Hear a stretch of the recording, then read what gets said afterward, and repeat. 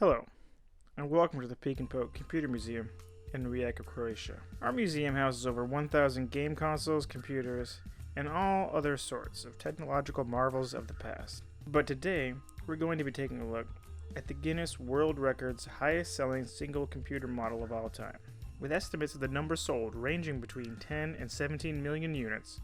That's right, today we are going to be taking a look at the Commodore 64. Although the Commodore 64 was launched in August 1982, designs for the machine started a year earlier when Commodore's own MOS Technology finished development of the 6510 central processor and chipset. The 6510 was a standard 6502 used in the PET and VIC-20 with an additional input-output port and the ability to address more RAM. The additional I/O ports on the central processors, however, were only part of the hardware responsible for the Commodore 64's success. Alongside the VIC-2, an upgraded version of the Video Interface Chip 1, which had been used in the VIC-20, the Sound Interface Device, or SID chip as it's commonly known, provided a much more powerful and complete game machine. And that's what the Commodore is mostly remembered for: games. Even though the Commodore could display 40 lines of text, the choice to use the simplified Commodore Basic 2.0 seen in the VIC-20 over the 4.0 in the Commodore PET, alongside the two controller ports, really signified the C64 was meant for a mainstream gaming market. The repurposed VIC-20 case in a slightly different color with a new badge may not be a marvel of design, but the advanced sound capabilities never before seen on the home micro market made the C64 a serious machine. Originally introduced at a price tag of $595 the Commodore 64 was as capable, if not more so, than more expensive offerings from US competitors like Apple, Radio Shack, and IBM.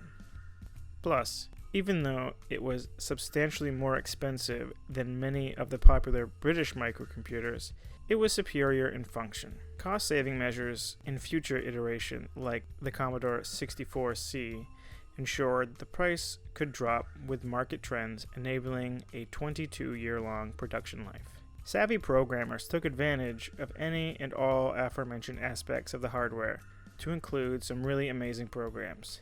With an estimated 5,000 to 10,000 commercially released games for the system, and countless other homebrews including a working Doom clone, it is impossible to showcase the entire C64 lineup, or even properly provide a decent survey to give you a feel for the breadth and depth of its software library in this short video format.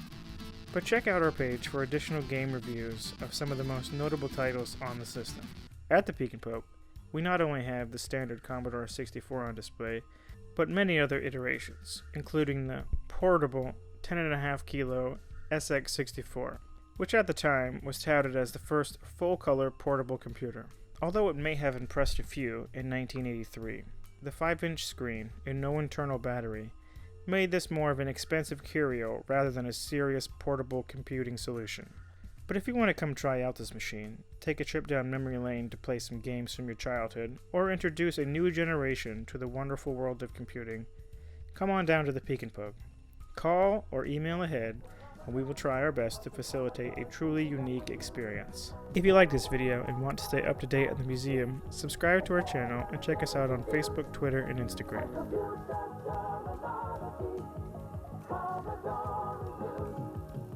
Are you keeping up with the Commodore?